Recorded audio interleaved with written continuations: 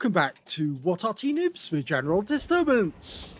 You're looking at the GWE-100. It's the Tier 10 German SPG.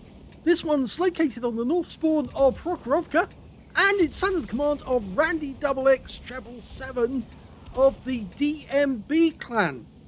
Now, he's appeared on quite a few games already on this channel, and he's got 2 marks of excellence on the barrel of his howitzer. Game on. Well, there's 2 Arty either team. This team's got a GWE-100 and an Object 261, and so is the enemy team for that matter. So they are equally matched. Now, the GWE-100 with a 21cm howitzer is capable of doing 900 alpha, 53mm pen, and it's got 11.4 meters burst radius with 12.5 seconds to 31 seconds on the stun time. Now, we've got 2 replays for you. It's not just one battle. Yeah, we've got another one.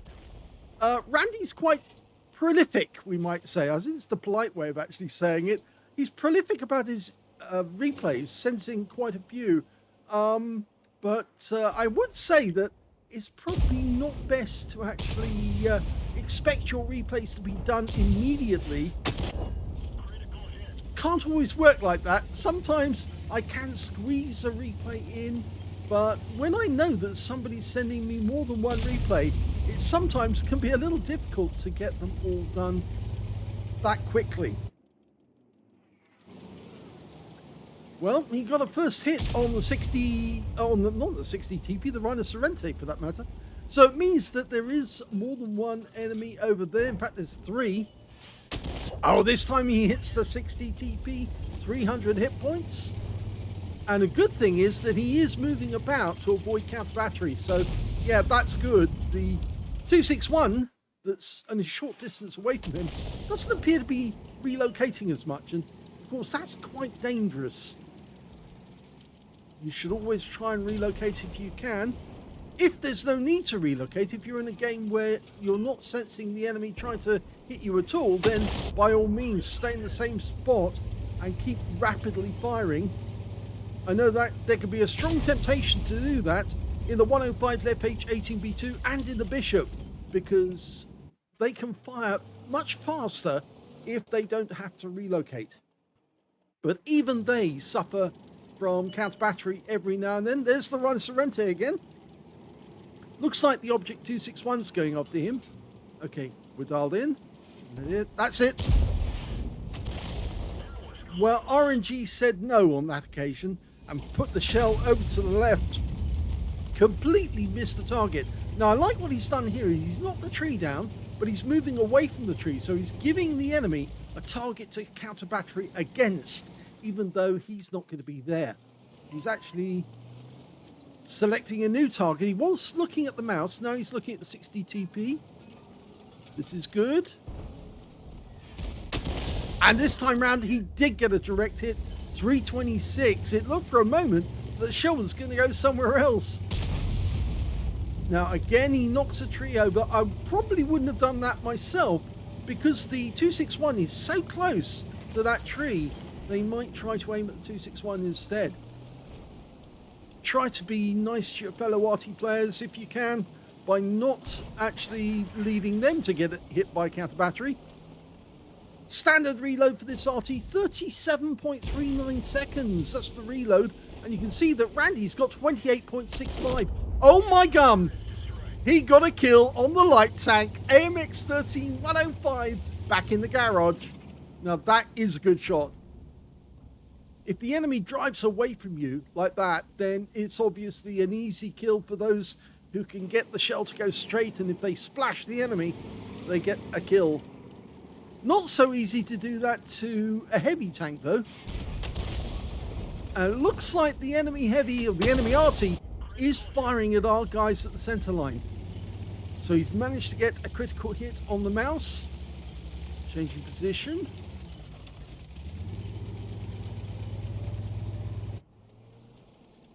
He's working this. He's working as hard as he can, trying to get as much damage as he can, as quickly as he can. The Rhino Sorrente's been spotted at the back of the map and he's very low on hit points. This is a good target to go for, because he'll take a gun out of the game. And in fact, actually, he does get killed by the M48 pattern instead. Now he's going to go for the mouse, who's equally deficient in hit points. Rounds out. That's a kill. 2 kills now for Randy.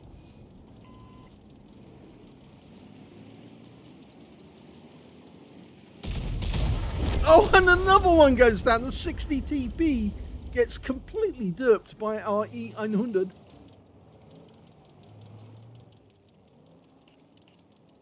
Okay, he's indicating further down the map. The Panzer wagon is moving in that direction. There's bound to be some more enemy down there. We're 5 tanks up on the enemy. I doubt if they've got many left on the west side of the map. And I think if he's looking that direction, we just saw the tracer coming from the enemy Arty at the back, and he is at the back, just the other side of the road in the usual position. So we could put a round in there to disturb him. Okay, we've got an E4 and a Jaegeru. So rounds out, lands in front of the E4, damages his tracks. He's still in action though, and he cured his stun very, very quickly. But the Jaegeru is taking a pasting, and we can now see exactly where the enemy Arty is. He's behind those trees just at the back. Usual spot. Still got plenty of ammo in the E900. That's one of the good things about this tank. And we can now see the Object 261 trying to relocate. He's been spotted. And that's going to be bad news for him, because rounds out. Here we go. Well, he got tagged. And yes, it was Randy who got the tag. 160. And there goes the Object 261, and stun assist as well from the remainder, so he didn't cure his stun. Meanwhile, up on the hill, they've only got an E900 left on the other side of the slope. He's just holding that slope, expecting our team to move forward. Rounds out. This is a speculative shot. Lands a bit short. But we can see the T110E4. Now, I suspect that the Arty that was in the bushes shooting at the back, that was the 261. They've still got the GW E900, but we don't know where he is. The other Jaeger is using that position. He's using the wreck for cover.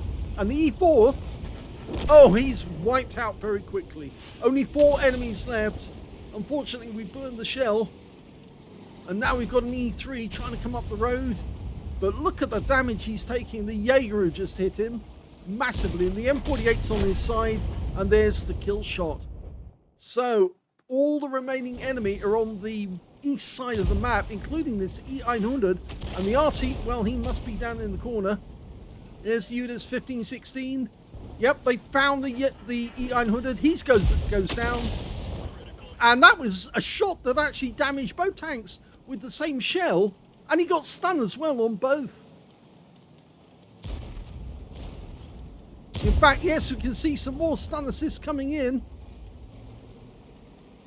I think this game's going to be over very shortly. E900's the last one, hugging the rock for cover, but it's going to be inevitable. Rounds out straight away. And he gets more stun. In fact, I think he damaged the track this time, because yep, he got track damage, and there's the stun damage as well. The game is over. It's a victory. Well, this was the first-class win on 2024 for Randy XXX777 in the GW E900. He does love this Arty, plays it a lot, and he's getting some good results. He managed to get a Bruiser medal as well for getting at least 5 critical hits. In fact, he got 11. And he got a Confederate as well for hitting more of the enemy than anyone else on his team, despite the fact that he actually got 2 kills in that game as well. His win rate was 1,857, which is very good. Let's have a look at team score. Well, we can see that the he managed to get 1,919 hit points of damage. Highest damage in the game went to our Jaeger, who's obviously getting effects for 5,167 hit points. Second highest damage was the Super Conqueror with 3,505. third highest damage in the game went to the T110E4 on the enemy team, 3,096.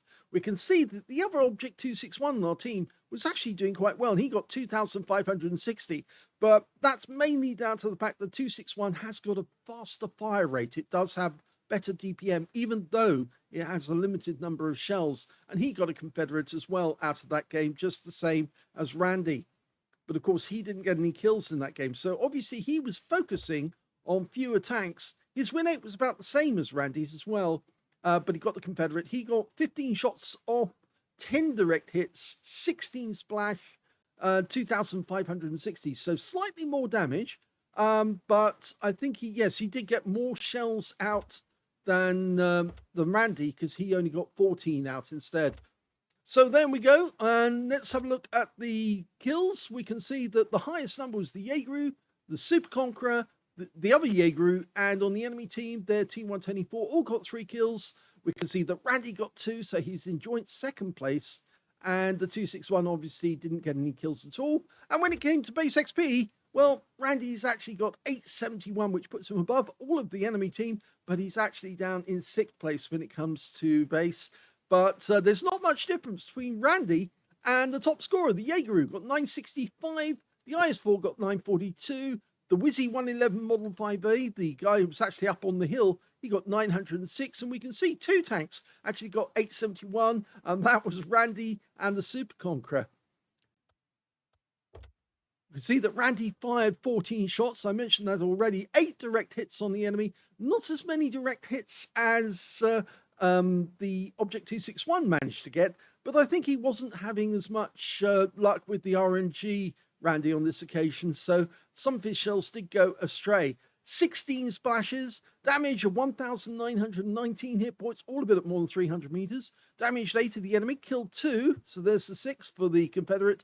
405 hit points of damage assistance, that's where we tracked the E-100 on the enemy team, and 1,600 of stun assists, or 14 stuns, so he wasn't far away from actually getting an ace tanker.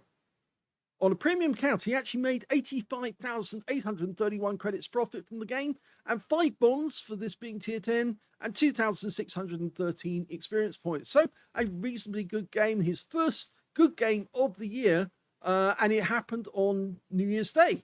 In fact, New Year's Day in the morning. So let's have a look at the second replay and see if this is continuing. And the second game is on the Live Oaks map, and we're in the northeast corner. Game on.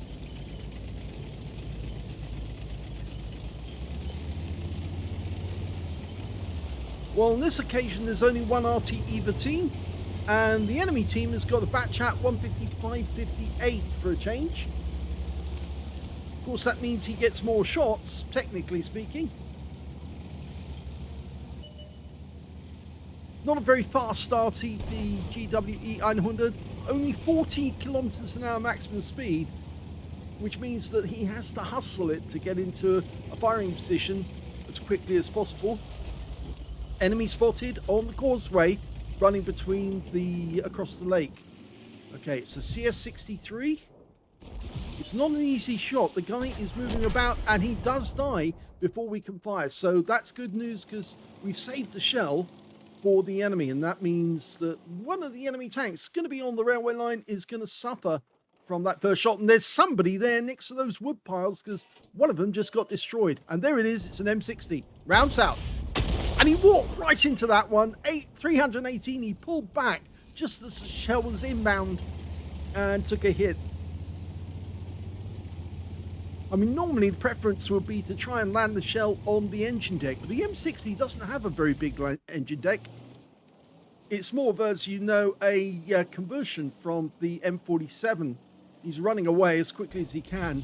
Trying to get a shot onto the rear of that is actually very difficult. I think he just got tracked, actually.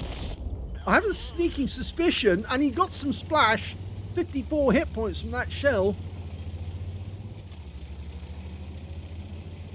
You also got some stun assist off it as well. Now, just in case you didn't know, because I think most of the regulars will know, there is a thing where when somebody actually goes to the aim view, it automatically goes to the default close-up like this. So in order to get the view that you can see everything that's going on, I have to pull back. And that's why you didn't see a clear shot on that last shell that Randy fired at the M60.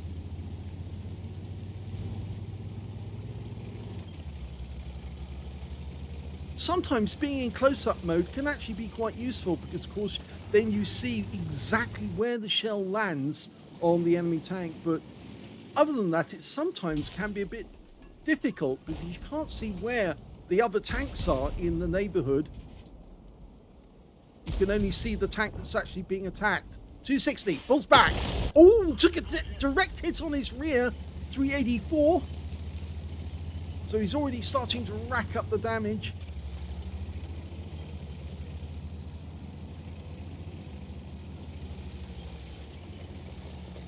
I would be a bit concerned though. He's gone up on top of the railway line. The reason I'm concerned is there's an FP4005 in the enemy team, and he happens to be on the same ridgeline where they tend to spot and fire. And that was a direct hit. Yep, he definitely hit the 260. There's the Heshbon and the Foch 155. They're far enough away that we can't see them, but our guys have now moved into their territory and they are defending, so they will be looking in this direction. We've got a Guerrilla 15, a Foch 155, and of course the Heshbon. The Foch just died, and he went down to our Heshbon, who shot from between the houses near the town. That was a direct hit on the Guerrilla. Yep, the Guerrilla 15 just took it. So that's 2 direct hits that we've seen that haven't been recorded. So we don't know how much damage has been done, but it must be substantial because, of course, the Guerrilla 15 doesn't have much armor. It's basically a Pampa tank with a big gun on it, a huge Waffenträger. And so, yes, I think he's probably got a lot more hit points now. He might have even got a penetrating shot with that last one. And that chat, yeah, he's popped in. He's having a go at our Reiner Sorrente.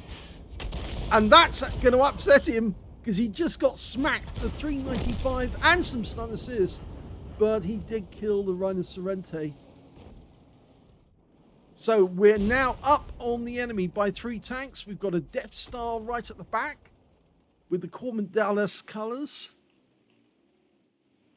They do stand out quite a bit, those ones.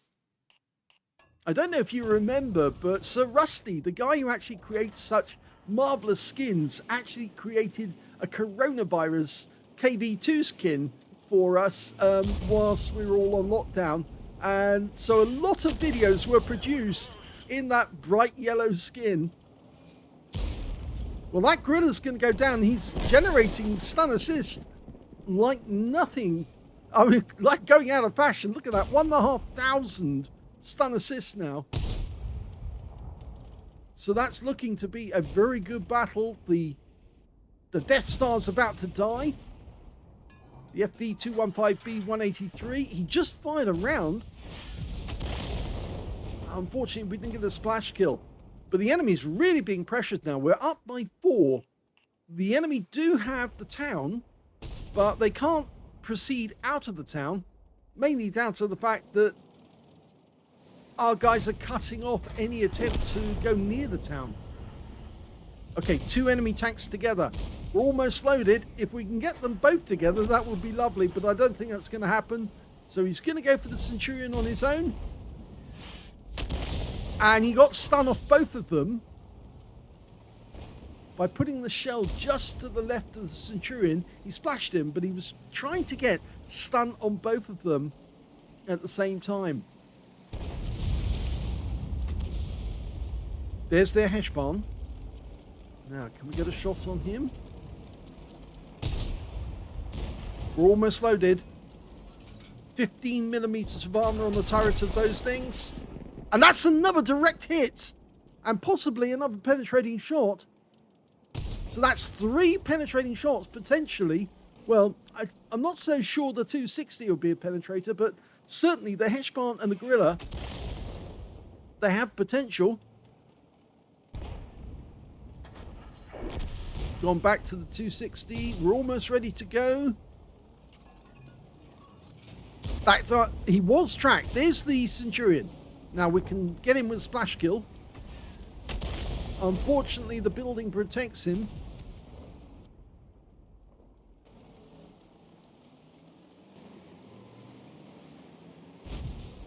The 260 and the Centurion Action 10 both trying to get back into the town because they realise that it's probably the safest place to be.